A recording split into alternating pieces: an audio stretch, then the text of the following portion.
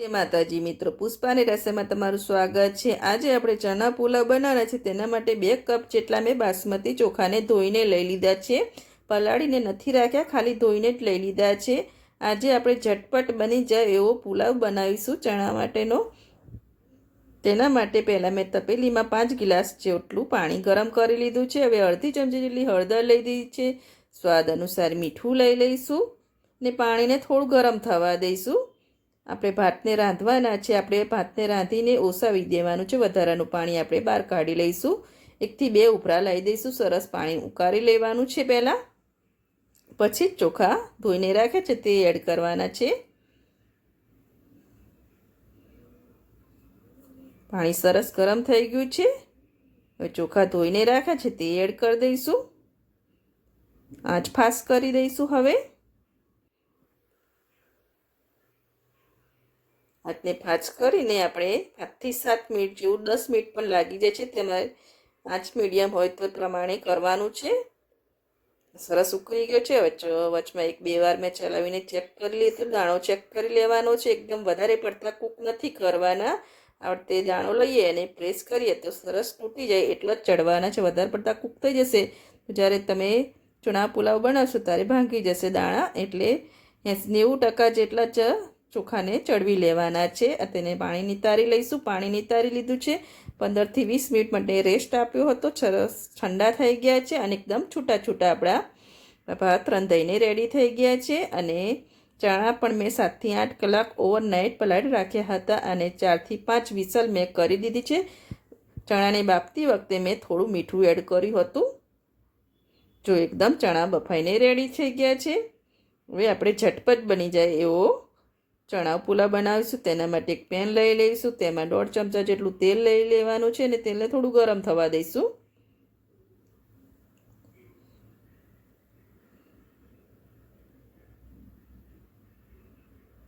તેલ ગરમ થઈ ગયું છે। લવિંગ લઈ લઈશું। ખડા મસાલામાં તમારે તમાલપત્ર, સૂકા મરચાંનો વઘાર કરવો હોય તો તે પણ લઈ શકશો। મેં ખાલી લવિંગ જ લીધા છે। અને જીરું લઈ લઈશું। જીરુંને થોડું તતડવા દઈશું તેલમાં। જીરું સરસ કકડી ગયું છે। હવે ટામેટાં, ડુંગળી અને મીઠા લીમડાના પત્તા લીધા છે તે એડ કરી દઈશું। આંચ મીડિયમ કરી દઈશું। હવે મીડિયમ આંચ ઉપર આપણે ડુંગળી અને ટામેટાને સાંતરી લેવાના છે।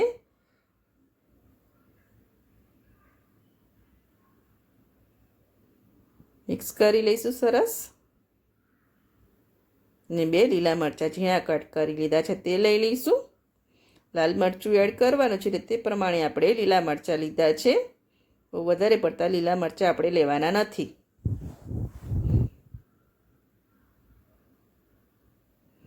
મીડિયમ આંચ ઉપર આવતે સાંતળતા રહેવાનું છે। હવે ડુંગળી અને ટામેટું સરસ સોફ્ટ થઈ જાય એટલે મીઠું એડ કરીશું। આપણે ભાત રાંધતી વખતે પણ મીઠું એડ કર્યું છે અને ચણામાં પણ મીઠું એડ કર્યું છે। એટલે તે પ્રમાણે આપણે ડુંગળી અને ટામેટાના ભાગનું જ મીઠું એડ કરવાનું છે, વધારે પડતું નથી એડ કરવાનું।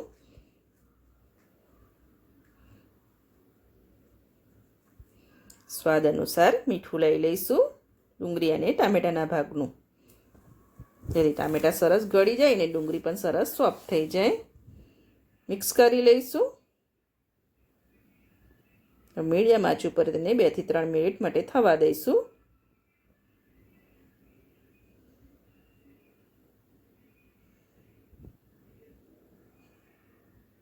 હવે મસાલા કરીશું। સોફ્ટ થઈ ગઈ છે ડુંગળી અને ટામેટું। હળદર લઈ લઈશું અડધી ચમચી જેટલી। 1 ચમચી જેટલું લાલ મરચું લઈ લઈશું।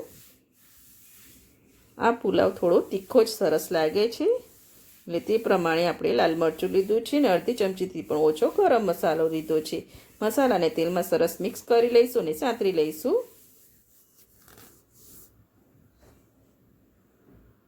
મસાલા સાંતરી લીધા છે સરસ। હવે ચણા લઈ લઈશું। ચણાને પણ સરસ મસાલા સાથે મિક્સ કરી લઈશું અને 1 મિનિટ આપણે તેને ચલાવતા જ રહીશું જેથી મસાલા સરસ ચણામાં એડ થઈ જાય।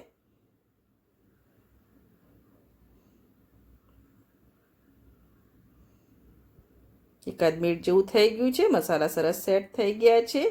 હવે રાંધેલો ભાત છે તે એડ કરી દઈશું।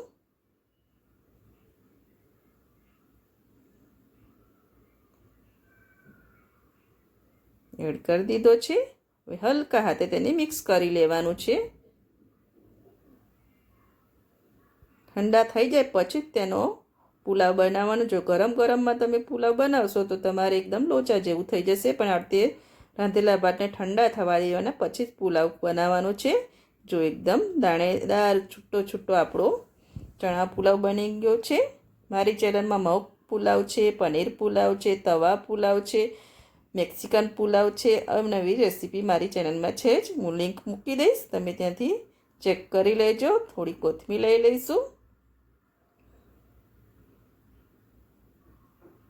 મિક્સ કરી લઈશું.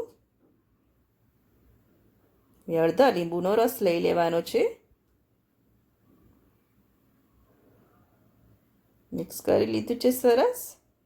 થોડું આપણે ઓપ્શનલ છે, આપણે ટામેટાં તો એડ કરે છે, તો પ્રમાણે તમારે જો લીંબુ ના એડ કરવું હોય તો તમે ના એડ કરતા, પણ જો એડ કરશો તો બહુ ટેસ્ટી લાગે છે આ પુલાવ.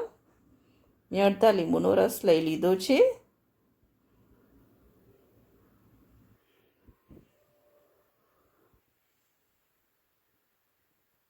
મિક્સ કરી લઈશું.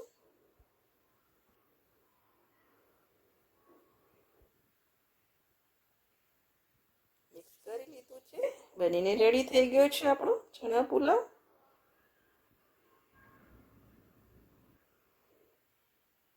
આપણે સર્વ કરીશું. સર્વિંગ બોલ પર લઈ લીધો છે મેં ચણા પુલાવ, તેને કોથમીરથી ગાર્નિશિંગ કર્યો છે. એકદમ ઝટપટ ને ટેસ્ટી એવો આપણો ચણા પુલાવ બનીને રેડી થઈ ગયો છે. અને જો તમને મારી આ ચણા પુલાવની રેસીપી ગમતી હોય તો મારા વિડીયોને લાઈક કરજો, સબસ્ક્રાઈબ કરજો અને બેલ આઇકન જરૂરથી દબાવજો. ઝટપટ એવો બની જતો એવો ચણા પુલાવ.